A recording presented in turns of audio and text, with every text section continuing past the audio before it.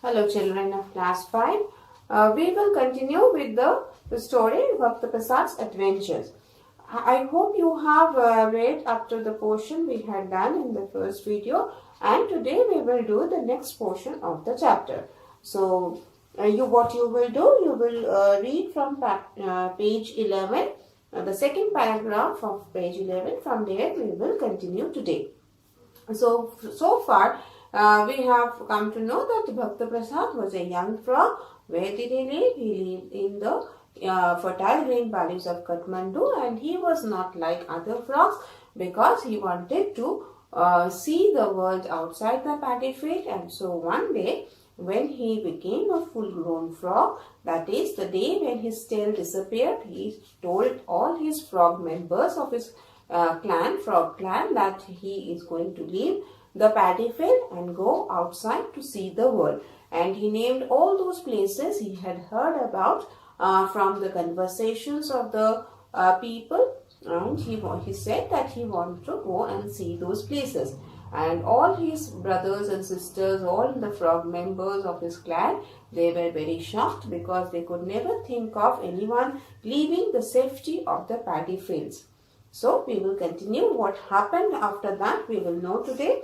So Bhaktaprasad, who was the grandfather of Bhaktaprasad, and he was also the head of the clan, he said that he was the only one who understood what Bhaktaprasad was trying to say, because what he wanted to say no one could understand. Why they couldn't understand? Because they could not think of that anyone would want to leave the paddy field, go outside, because the outside world was unknown to them. What are the dangers there? What are the enemies over there? They don't know. And none of the frogs have ever gone outside that paddy field. So they couldn't understand that why Bhaktaprasad suddenly decided to go outside the paddy field.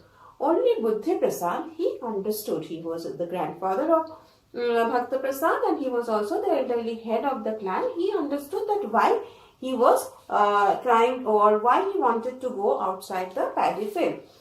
Because why he understood this? Because years ago, when he was also young, when Bhaktaprasad was young, he also had the same desire. He also wanted to see the world outside the paddy field, but somehow he did not do anything to fulfill his wish or his desire. Maybe he was afraid, maybe he thought that what others will say, elders will not allow, and somehow he couldn't fulfill his wish. But now when he saw Bhaktaprasad wanted to go outside the paddy field, and he wanted to have the adventures of seeing the different places, unknown places, he understood what he was trying to say, and he gave the permission to him. He said that, okay, you go, and when you will, and he told the other frogs who were there that Bhaktaprasad will go outside. He will see the world there, and whatever he would say, he would come back and he would tell them about it. Because he had understood that nothing could stop Bhaktaprasad from going outside the paddy field. Even if they did not give the permission, even if they gave any kind of objection, Bhaktaprasad was not going to listen to it. He would go outside the paddy field. So Bhaktaprasad told everyone that let him go outside the paddy field, let him see the world outside, and when he will come back to the place, he would tell the stories, or he would tell them what he had seen there.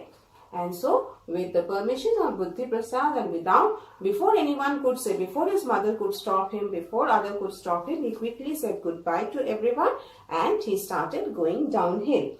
And he did not look back. And when he was going downhill, he did not look back at the paddy field, because he didn't want anyone to stop him. So he was very determined to go and see the world outside. And so he arrived at the bottom of the slope, and the strip of tarmac he knew was the ring road. So all these things Bhaktaprasad had heard at the Chautara, and from there he had come to know these places. He had never seen these places, but he knew that if he go downhill, the place where he will come to is known as the ring road, and this ring road circled the Kathmandu town. He was sure about it. And then after reaching the ring road, he looked back at the valley, at the terrace of the Echango, and continued hopping down the road.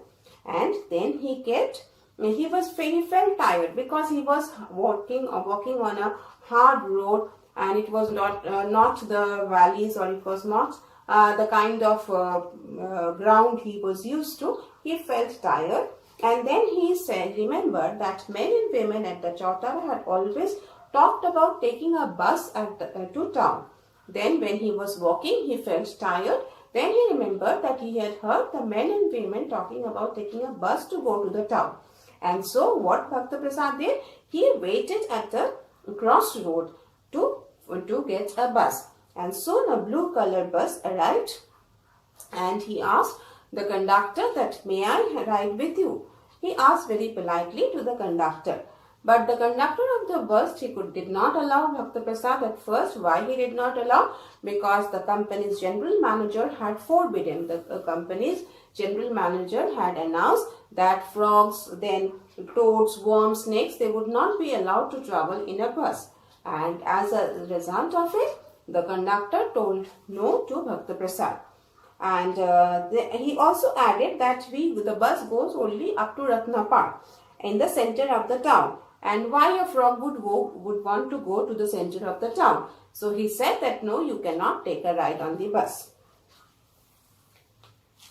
But Bhaktaprasad said that the bus Ratnapar will be fine, and he very politely he asked the conductor to give him permission, and he called him Hazur or Sir, as we refer to. And the conductor, when Bhaktaprasad asked so politely to the conductor that if he could ride with him on the bus, the conductor was very surprised. Why? Because no one had addressed him in such a manner. No one had called him Hazur or Sir.